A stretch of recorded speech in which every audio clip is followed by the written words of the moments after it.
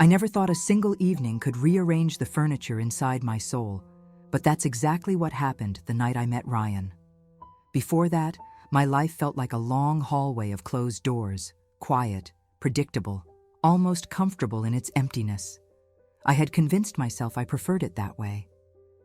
After years of disappointments and loves that bruised more than they built, I had decided that solitude was safer.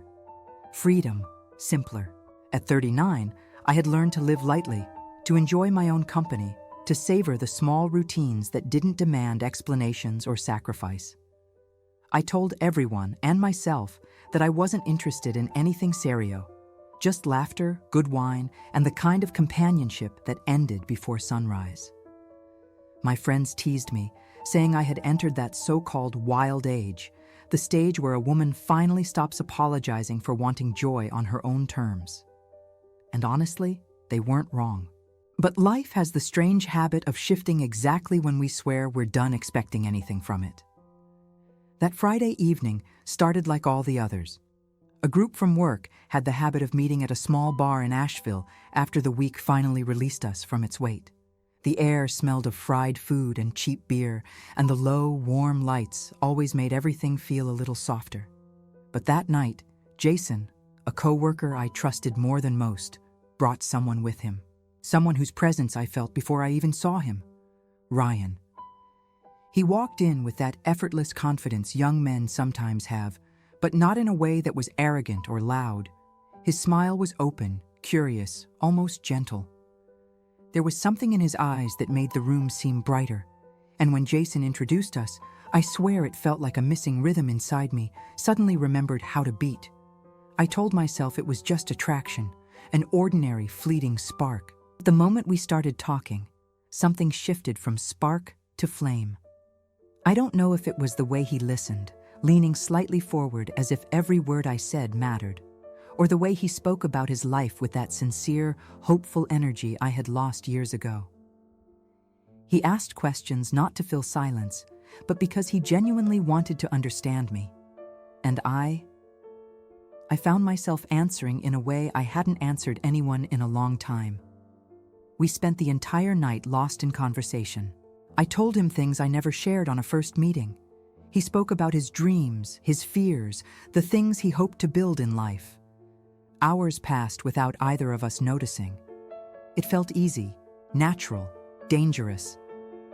At some point, I looked up and realized my coworkers had drifted to other tables. Some had even gone home. But Ryan and I remained there, two strangers who suddenly felt less like strangers and more like something fate had quietly woven together.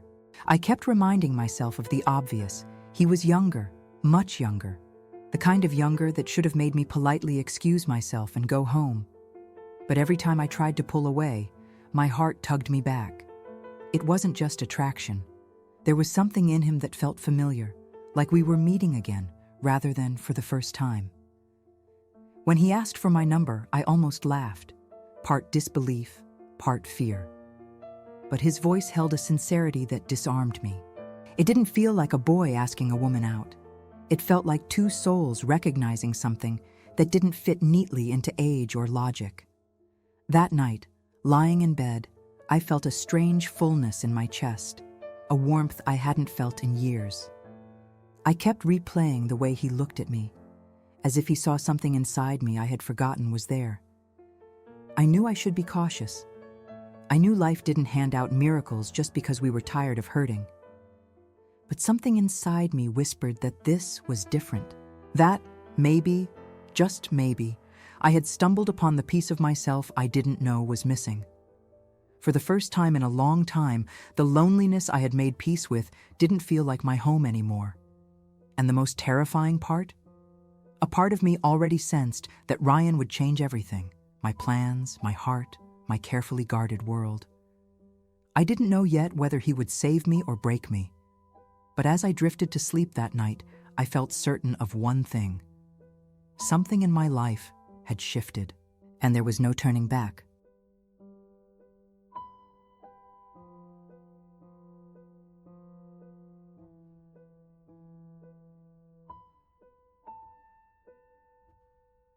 I wish I could say I didn't notice his age at first, that the connection came before the math. But that would be a lie. The moment Ryan smiled at me under those dim bar lights, I felt the jolt of attraction, and right after Eso, the immediate awareness of just how young he was.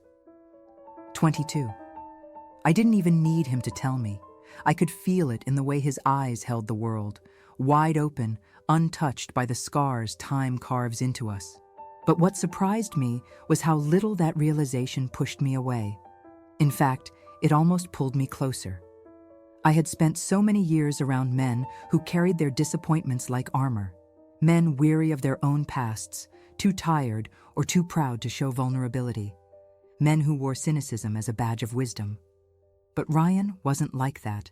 His presence felt like standing in front of a window that had just been opened after a long winter, fresh, unexpected, a little overwhelming, but undeniably revitalizing. And the more Elif Alava, the more that spark inside me grew. He asked about my work, not out of politeness, but because he genuinely wanted to know what made me tick. He asked about my dreams, my childhood, my favorite songs, my last vacation, things no one had asked me in years, not because they didn't care, but because they assumed a woman my age had already lived everything worth telling. Ryan never assumed. He explored. At one point, he began talking about his life, how he was still trying to figure out his place in the world, how he dreamed of building something meaningful, how he feared becoming someone he didn't admire. It struck me how unashamed he was of still being in formation. There was such honesty in that youthful uncertainty. I didn't realize I was staring at him until he paused mid-sentence and smiled. "What?" he asked softly. I shook my head, trying not to let the warmth rising in my cheeks betray me. "Nothing. I just like hearing you talk." He smiled again, slowly, knowingly, but without arrogance. As if he understood something inside me I hadn't voiced yet. And then came the moment that truly disarmed me. He said, "You make me feel comfortable. I don't usually talk this much." Younger or not, that sentence hit me right in the chest, because I realized I felt the same. I wasn't trying to impress him. I wasn't filtering my words or pretending to be someone more exciting than I was. With Ryan, everything was effortless. I was simply myself, and that was enough. But that ease scared me. Every now and then, while he talked, my thoughts raced in unwelcome directions. "He's too young for you. This is just a moment. Don't get carried away. He'll wake up tomorrow and see the difference." But every time those thoughts tried to pull me back to reality, Ryan would look into my eyes with that astonishing openness, and reality would bend just enough to make space for possibility. We talked until the bar began to empty, until the music softened into background noise, until laughter from the other tables dwindled into whispers. I didn't even notice the hours passing. I didn't notice how close we were sitting, how his knee brushed mine under the table, how I didn't move away. At one point, he rested his arm on the back of my chair, not quite touching me, but close enough that I could feel his warmth. And instead of stiffening, I relaxed into it, my body betraying every precaution my mind tried to hold on to. There was an electricity between us that didn't make sense, not with the age difference, not with our completely different life stages. Not with anything I had been telling myself for years. But logic doesn't stand a chance against chemistry that powerful. When he asked if I wanted to stay a little longer, I heard myself say yes, before I could think of a single reason to say no. It was after midnight when we finally stepped outside. The air was crisp, and the distant sound of cars mixed with the soft hum of the city settling into its nighttime rhythm. Ryan offered me his jacket, an instinctive, almost old-fashioned gesture that made my heart twist in a way I hadn't felt since my 20s. And that was the moment I knew I was in trouble. Not because he was younger, not even because I felt desired, but because I felt seen. I felt something inside me, something I believed had long died, wake up with startling force. It was a dangerous awakening, one I tried to resist even as it consumed me. But standing there under the streetlights, wrapped in the scent of his cologne and the warmth of his jacket, I realized something terrifyingly beautiful. I wasn't just attracted to him. I was drawn to him, pulled, almost magnetically, towards something I didn't yet understand. Something that felt like the beginning of a story I wasn't prepared to live, yet couldn't walk away from.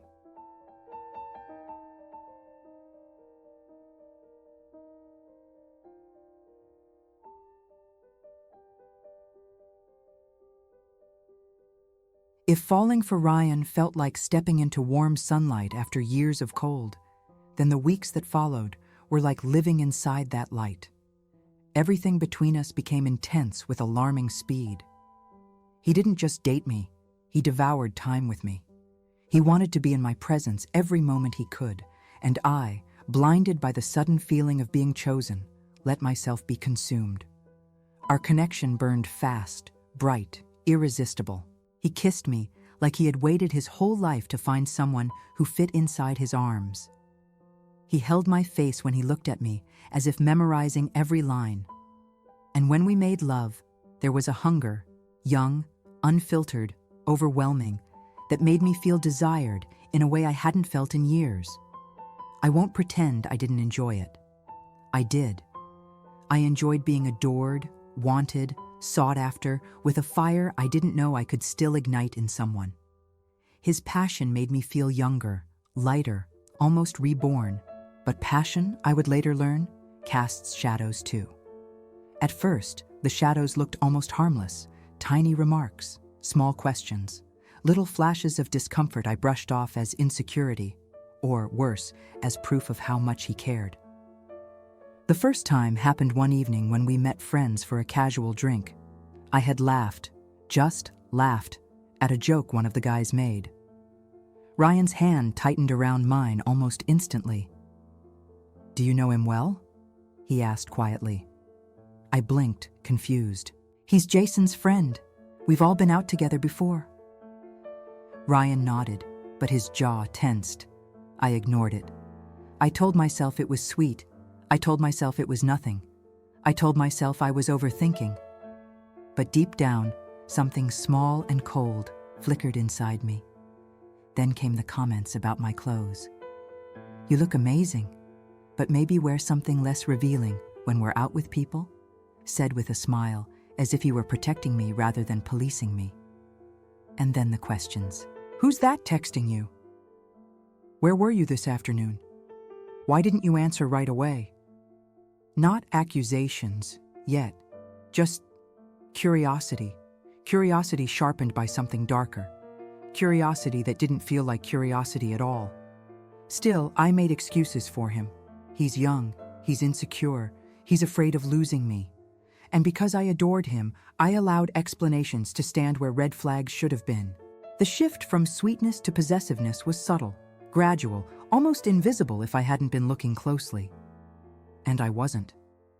I was too caught up in the rush, too enchanted by the way he held me, too dazzled by the newness of feeling wanted again.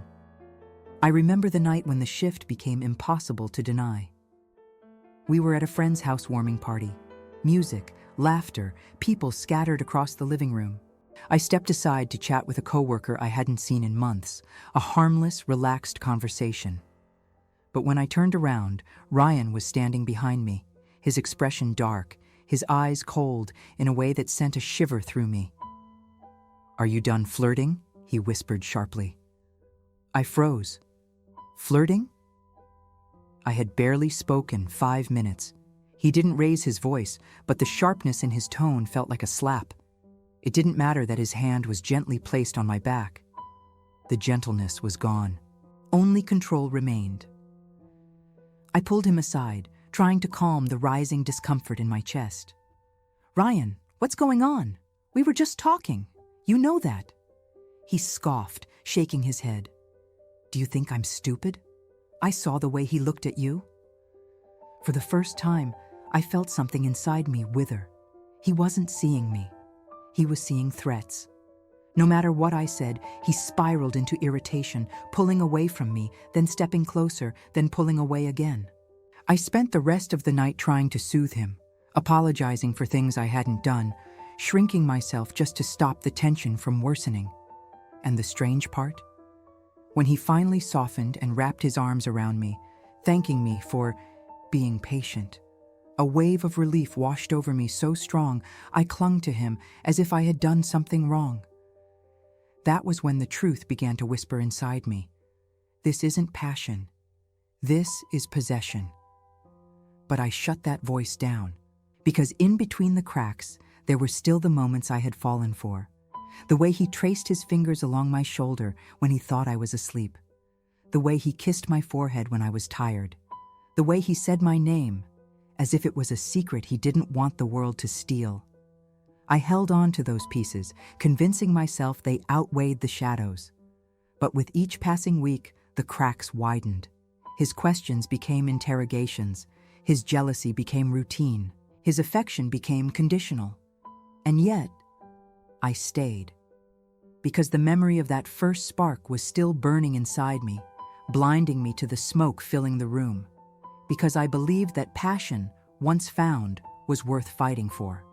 Because I wanted so badly to keep the feeling he gave me in the beginning. I didn't know yet that what I called passion was, in fact, the beginning of something far more painful. That what I thought was love was actually the first tremor before everything would break.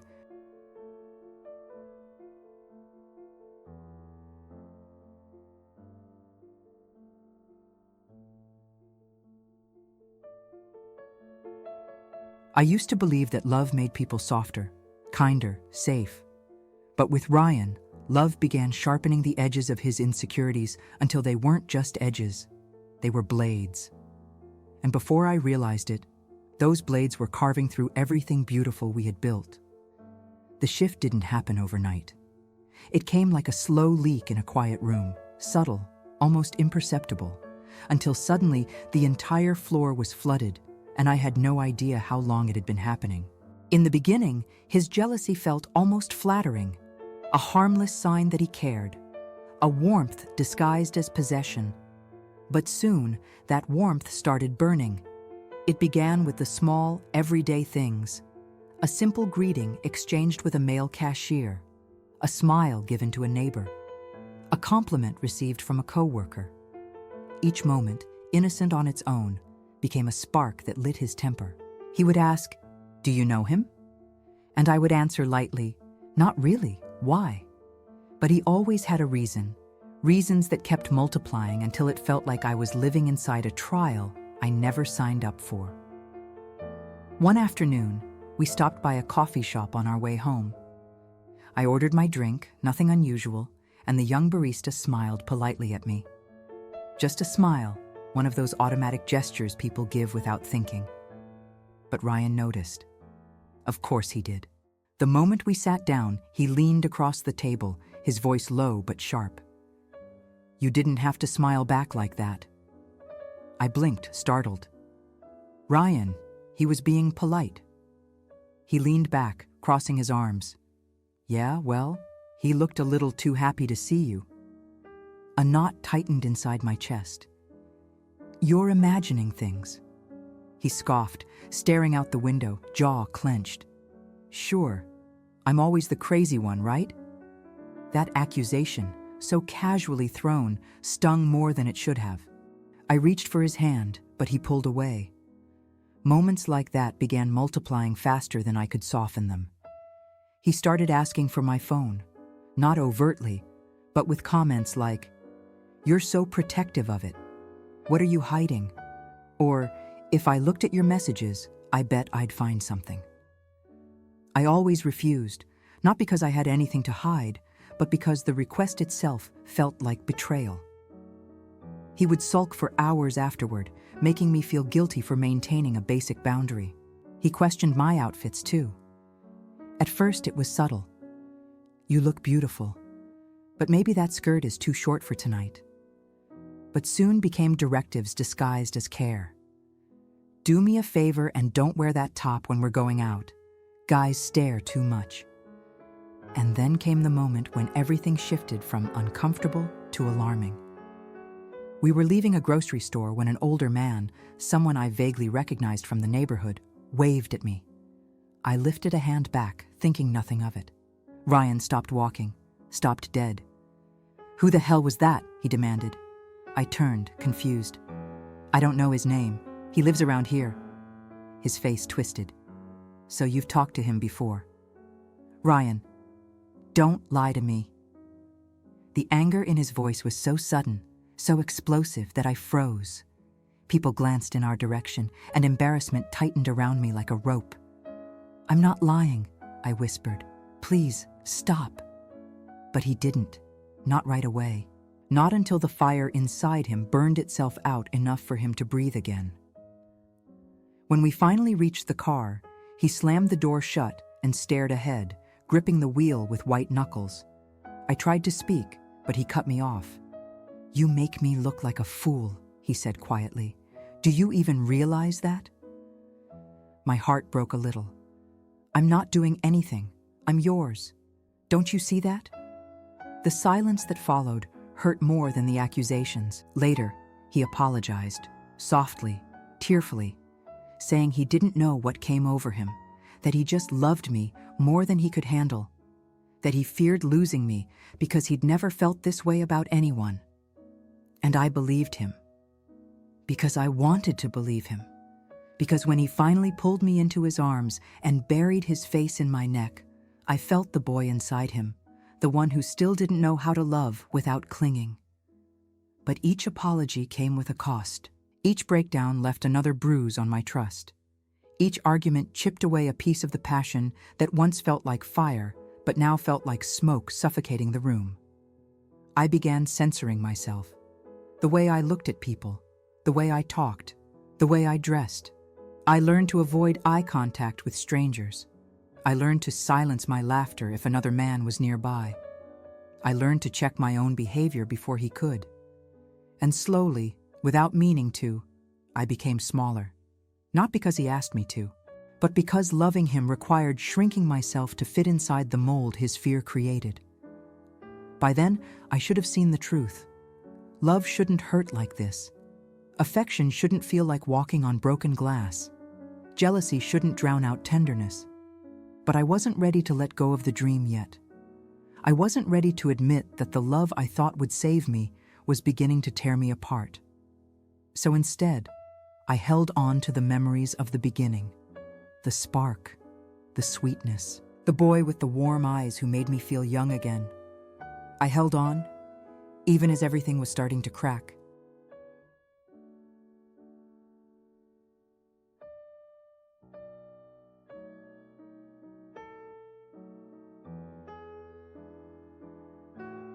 I should have trusted the uneasiness I felt before we even left for the weekend. That quiet voice inside me, the one I kept silencing, whispered that something didn't feel right, that Ryan's jealousy had been simmering too close to the surface. But I ignored it. I convinced myself a little time away with friends would do us good. Maybe the change of scenery would soften him, loosen the grip of suspicion that had become our daily shadow. I was wrong. That weekend didn't heal us. It detonated everything. Jason had invited a group of us to his family's cabin in Hendersonville, a place surrounded by tall trees, quiet air, and a lake still as glass. Nature had a way of calming me, and I hoped it would calm Ryan too. I wanted to picture us laughing, cooking together, sitting on the porch as the sun set. I wanted one weekend where I didn't have to defend my every breath. When we arrived, the first thing I noticed was Mark. I hadn't expected him to be there. My stomach tightened the moment our eyes met. Mark and I had history, brief, uncomplicated, the kind of connection that hadn't survived the test of compatibility, but had lingered just long enough to leave traces. I had ended things with him before meeting Ryan, but Mark had never fully understood or accepted that ending. And Ryan had only heard fragments of that story, enough to trigger him, more than enough to ignite him. The moment Mark approached to greet me, I saw Ryan's expression change. His jaw clenched, his eyes hardened, his posture stiffened as if bracing for impact. Mark smiled at me, that familiar half-gentle, half-hopeful smile. "Emily, it's been a while."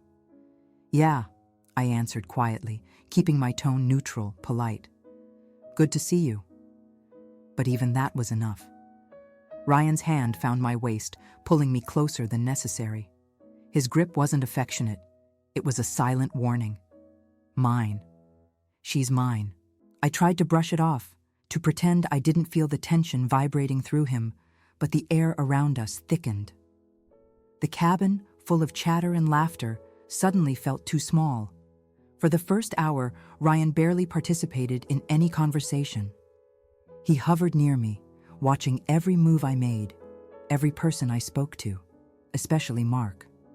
And Mark, either oblivious or provocatively hopeful, kept approaching me whenever Ryan stepped away even for a second. A compliment about my hair, a question about work, a simple comment about the last time we'd all been together. Each small gesture tightened the noose around Ryan's composure. At one point, I pulled Mark aside gently and said, "Please, don't make this harder." He frowned. "I'm not doing anything."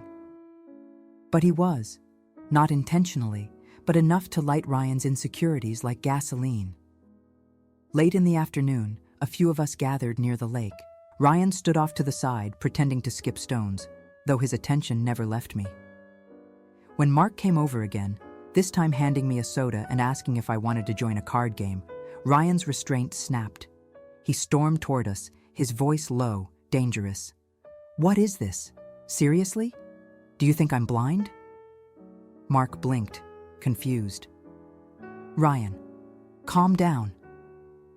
"Don't tell me to calm down," Ryan snapped. "I know exactly what's going on." I stepped between them instantly. "Ryan, please, stop. Nothing is happening." He laughed, a bitter, humorless sound. "Nothing. You've been all over her since we got here." Mark crossed his arms. "I'm talking to her, that's all." Ryan's face twisted. "Oh, talking. Right, that's what you call it." People were starting to look, whisper, pull back. The calm weekend I'd imagined was dissolving into a storm I could no longer contain. "Ryan," I whispered, reaching for him, "come with me. We'll talk inside." He jerked away from my hand. "Talk? You want to talk now? After flirting with him all afternoon?" My chest constricted. "Ryan, please, I haven't done anything." "Of course you haven't," he said, voice dripping sarcasm. Then, without another word, he turned and walked away. I followed him, calling his name, but he didn't stop. I watched as he got into his car, slammed the door, and sped down the dirt road, leaving a cloud of dust behind him. No goodbye. No explanation. Just gone. The worst part wasn't that he left. It was how he left, the message behind it. "If you hurt me, I abandon you before you abandon me." I stood there in shock, surrounded by people but feeling unimaginably alone. Mark tried to approach, saying, "Emily, I didn't mean—" "Please," I whispered. "Just give me space." Later that night, after the awkward quiet settled across the cabin, a friend drove me home. I called Ryan again and again, each ring a stone sinking deeper into my chest. He didn't answer. He didn't text. He didn't check if I got home safely. Just silence. A silence louder than any shouting he'd ever done. And as I stared at my reflection in the window on the drive back to Asheville, one truth became painfully clear. This wasn't love anymore. This was survival disguised as romance, and I was starting to drown.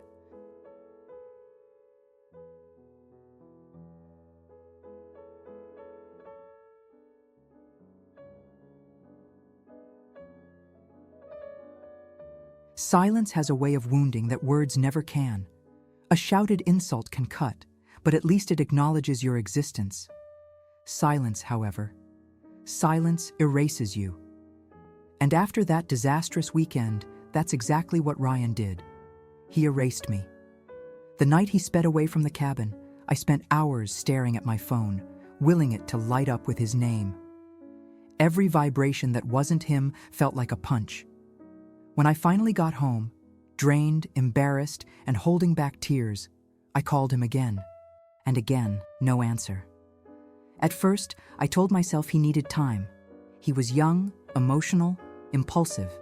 He needed space to cool off, to come back to himself. But as the hours turned into a full day, and the full day turned into 2, the ache inside me grew sharper. I kept replaying everything that happened, searching for the exact moment things tipped, wondering what I could have done differently, what I could have said, how I could have prevented the explosion we'd fallen into. By the 3rd day, desperation had carved itself into my chest. I drove to his house, hoping, praying that he would open the door, look at me with those wounded eyes, and allow me to fix whatever had broken. But his mother answered instead, offering a sad smile and saying, "He's not here, sweetheart." I didn't know if she was lying for him or if he truly wasn't home. Both possibilities hurt. I left a note in his mailbox. I texted him again, promising I just wanted to talk. I apologized for things I hadn't even done, trying to soften the silence any way I could. Nothing. His silence wasn't passive. It was deliberate. It was punishment. And the worst part? I accepted it. I let it crush me because I loved him. Because I believed that loving him meant enduring the storms he didn't yet know how to control. By the end of the week, I was barely sleeping. My appetite disappeared. My chest felt tight every morning, as if the day itself was too heavy to face without him. I kept checking his social media, his messages, even the little green dot showing whether he was online. He was. Many times. But he wasn't answering me. It was a new kind of humiliation. Not loud, not dramatic, just quiet devastation. It wasn't until Jason, the same friend who introduced us, reached out and asked how I was doing that I let the truth spill out. I told him everything. The weekend, the drive home, the silence that was eating me alive. Jason sighed, the kind of sigh that held more worry than surprise. "Emily," he said gently, "I talked to Ryan yesterday." My heart jumped. What did he say? Jason hesitated. "He's not okay. He's angry, hurt, but all he talks about is you." A painful hope flickered to life. Then why won't he answer me? Jason didn't respond right away. When he finally spoke, his voice was soft but direct. Because he doesn't know how to handle his emotions. He shuts down. He lashes out. He thinks disappearing is the only way to protect himself. Protect himself. Meanwhile, I was unraveling, but hearing that he still cared, still asked about me, kept me from walking away. It gave me enough strength to try again, to swallow my pride, my hurt, my exhaustion, and go back to his house once more. This time, he answered the door. But the moment he saw me, his entire face hardened. The softness I had hoped for wasn't there, only cold anger. "What do you want, Emily?" he said flatly. My voice trembled. "To talk, to understand, to fix this." He scoffed. "Fix what? You and that guy were all over each other." "That's not true," I whispered. "Nothing happened." "I don't care," he snapped. "I don't want to hear your excuses." His silence had been painful, but his words, sharp, dismissive, cruel, were worse. I tried one last time. "Ryan, please, I love you." He looked away, jaw tight. "Then leave me alone before I say something I'll regret." And he closed the door. Not gently. Not kindly, but with a cold finality that made my knees weaken. I pressed my hand against the wood, my tears finally spilling. That door wasn't just shutting me out. It was shutting out the woman I had been in the beginning, the one who believed passion could heal her, who believed that love could rewrite the pain of all the years before him. I walked away in silence, feeling smaller than ever, feeling foolish for loving someone who punished me with absence. And yet, even then, I wasn't done trying. That's the cruelty of attachment, how it convinces you to crawl through pain just to feel close to the person who caused it. Ryan's silence hurt more than every fight we'd ever had combined, because fights end, fights cool, fights allow space for rebuilding. But silence feels like abandonment while you're still standing in the same place, reaching for a hand that's no longer reaching back.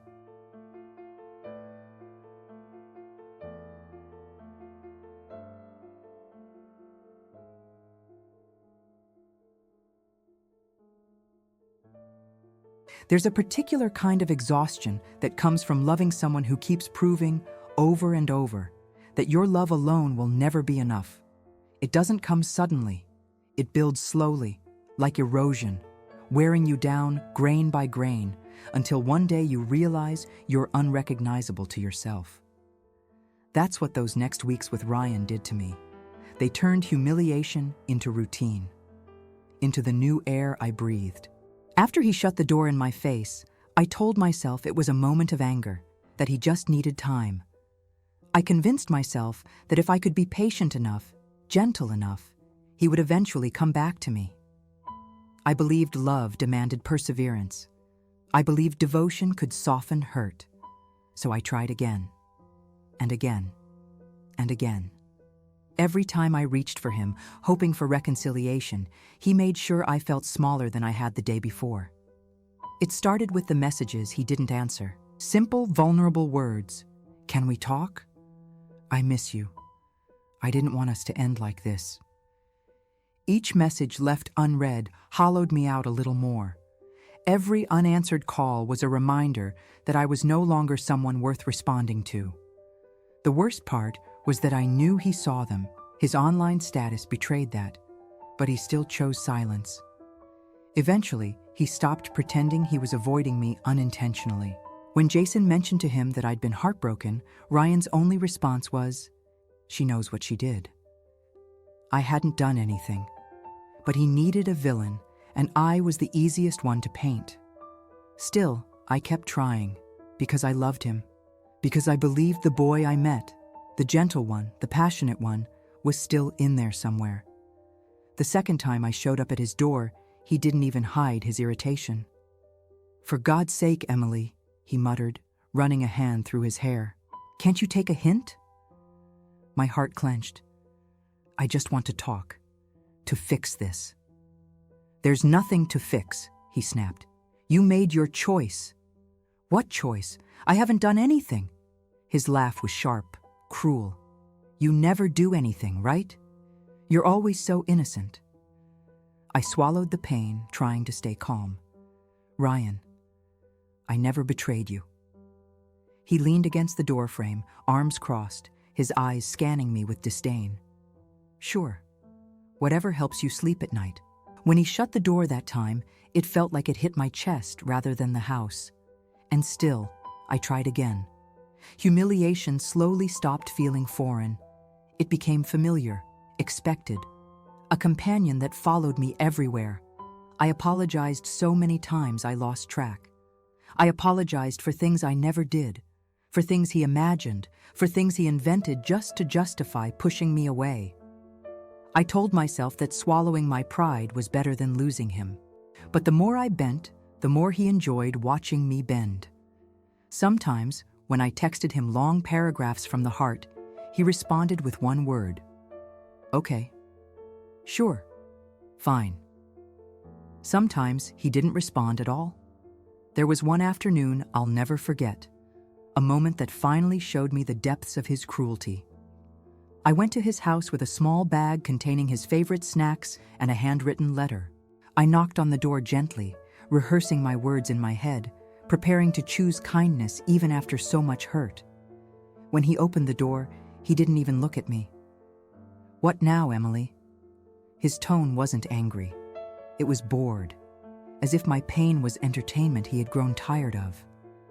I tried to give him the bag, my hands trembling. "I brought you." "I don't want your gifts," he said, stepping back. "I don't want anything from you." He didn't yell. He didn't whisper. He just said it like a fact, like the weather. I felt my face heat with shame. The letter trembled in my hands. "Ryan, please, just hear me out." He shook his head slowly. "Why do you humiliate yourself like this?" That single sentence broke something inside me. I felt it, physically, a tearing, a splitting, a quiet collapse. He continued, shrugging as if it were nothing. "It's pathetic, seriously. You should leave." I couldn't speak. I could barely breathe. He didn't slam the door this time. He simply pushed it shut with final, quiet dismissal. And I stood there on his porch, the letter still in my hands, realizing I had traded every ounce of my dignity for the hope of a love that no longer existed. On the drive home, my hands shook on the wheel. I couldn't decide which hurt more, the way he treated me or the fact that I had allowed it. For weeks, humiliation was my shadow. I woke up with it, went to sleep with it, rehearsed it in every memory. I became the woman who begged, the woman who pleaded, the woman who apologized even when she wasn't guilty. I became unrecognizable to myself. And yet, a small part of me still clung to the belief that Ryan would regret losing me, that he would wake up and realize the damage he had done, that he would come back. But before he did, if he ever would, the universe had one final blow prepared for me. One that would prove humiliation wasn't done with me yet.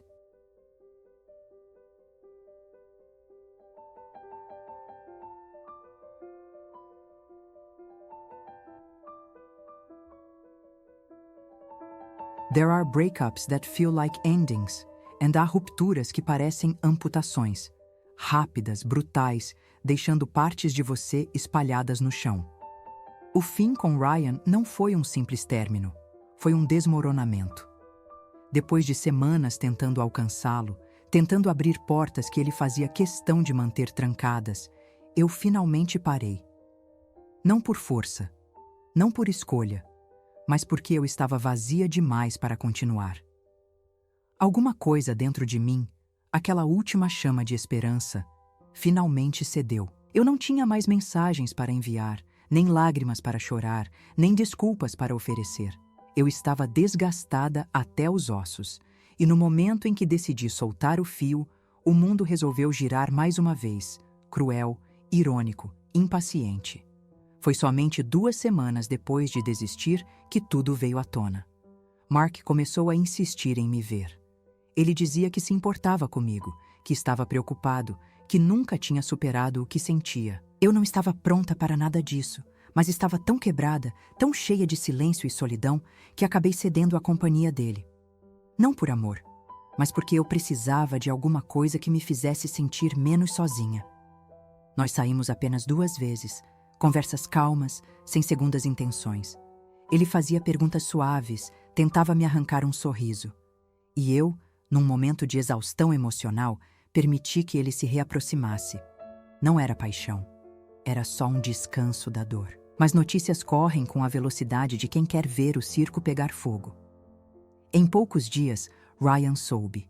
Eu não estava preparada para vê-lo novamente, mas naquela tarde, enquanto eu chegava em casa, encontrei-o parado em minha varanda como um furacão contido. Tenso, sombrio, respirando como se tivesse corrido até ali. Meu coração disparou, não de alegria, de medo. "Emily", ele disse, a voz carregada de um veneno que eu nunca tinha ouvido antes. Que surpresa! Eu abri a boca para falar, mas ele ergueu a mão, mandando-me calar. "Então era isso?", ele continuou. "Você já estava com ele antes. Agora faz sentido." Eu congelei. "Com quem? O que você está dizendo?" "Com Mark." Ele cuspiu o nome como se fosse ácido. "Você acha que não sei? Você acha que não ouvi? Vocês dois rindo juntos, conversando, voltando a se encontrar. Você me fez de idiota." "Ryan, não."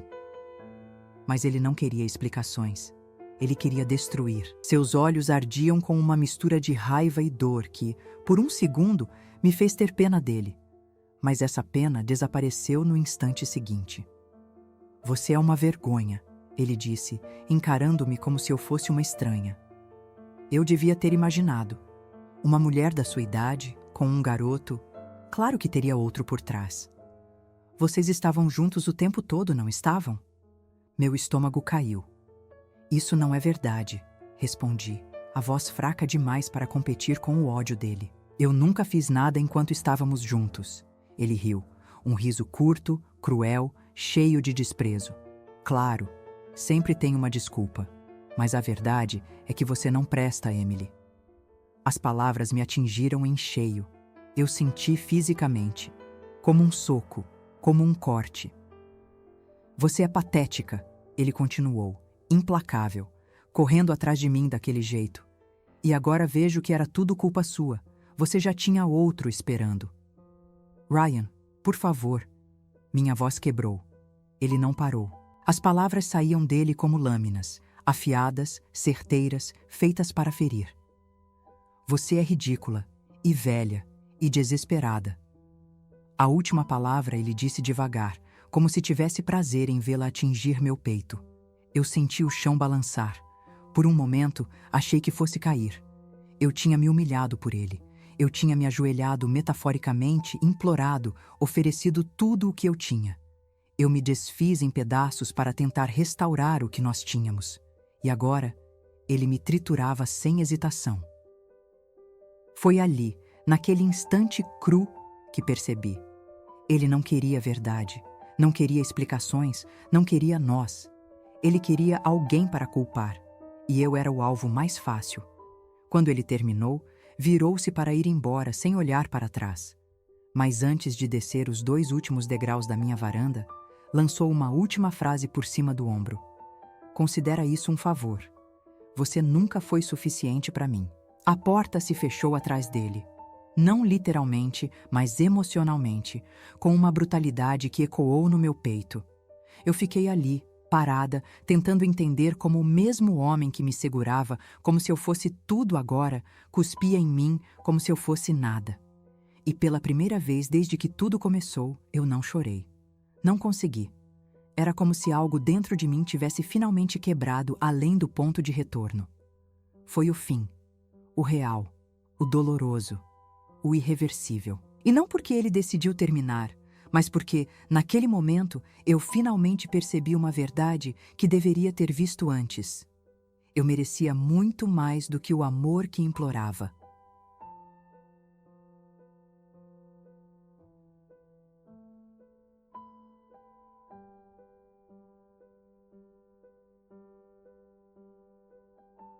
There are moments in life when pain becomes so familiar that letting go of it feels like losing a part of yourself.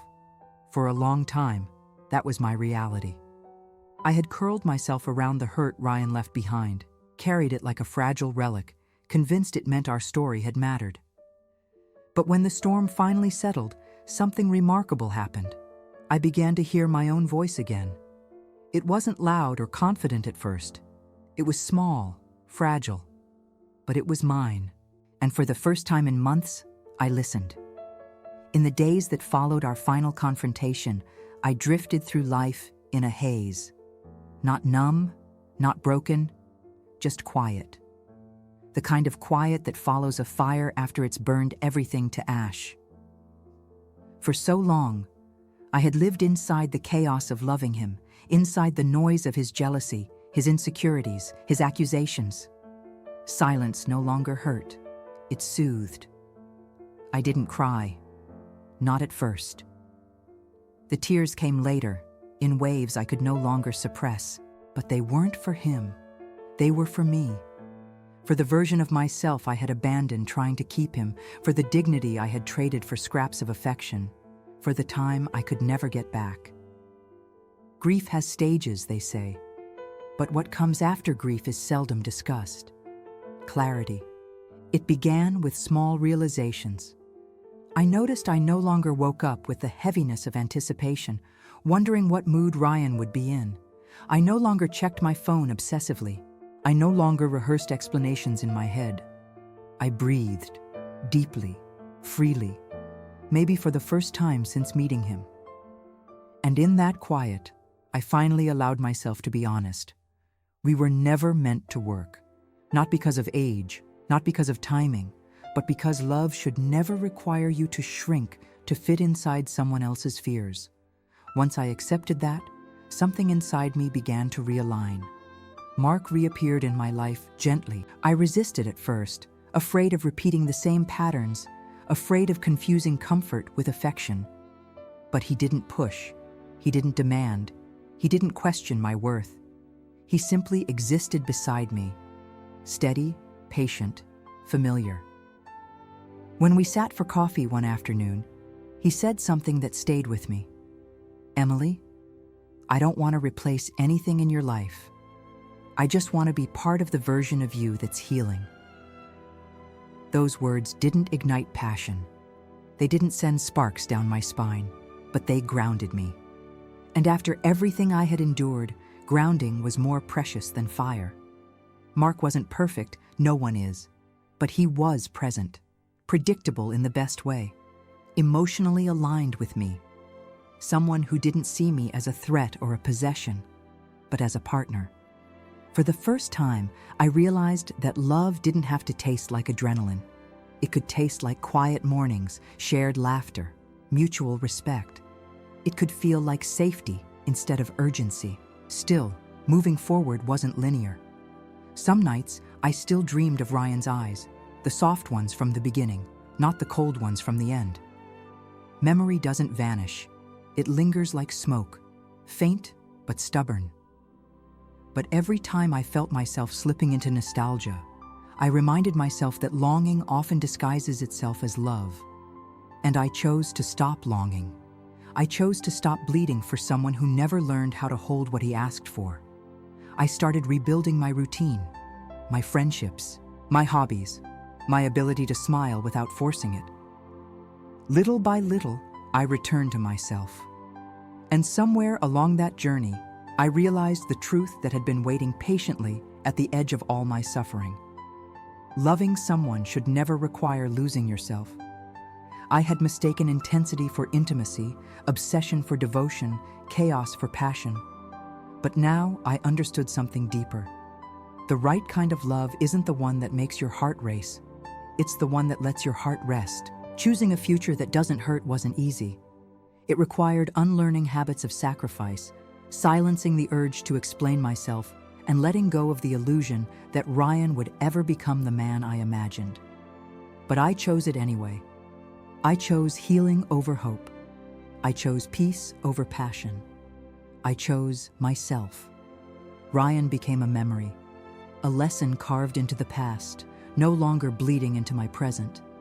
I stopped checking his social media, stopped wondering if he regretted it, stopped imagining him showing up at my door.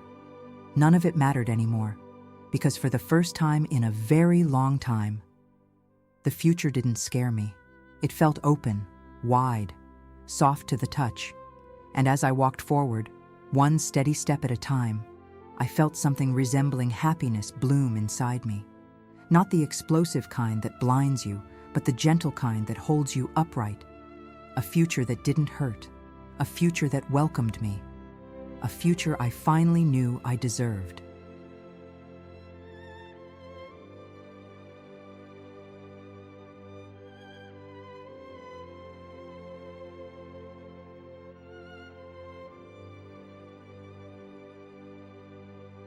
If this story touched you in any way, if you've ever lived a love that broke you but also helped rebuild who you are, don't forget to hit the like button and share in the comments which moment resonated with you the most. Every experience you share helps strengthen this community of people who connect through real, emotional, soul-deep stories. Comment below. Have you ever had to choose yourself after a love that hurt you? Your voice might help someone today. Subscribe to the channel and turn on notifications so you never miss any of our upcoming stories. Each one crafted to move you, inspire reflection, and remind you that you're not alone. See you in the next story.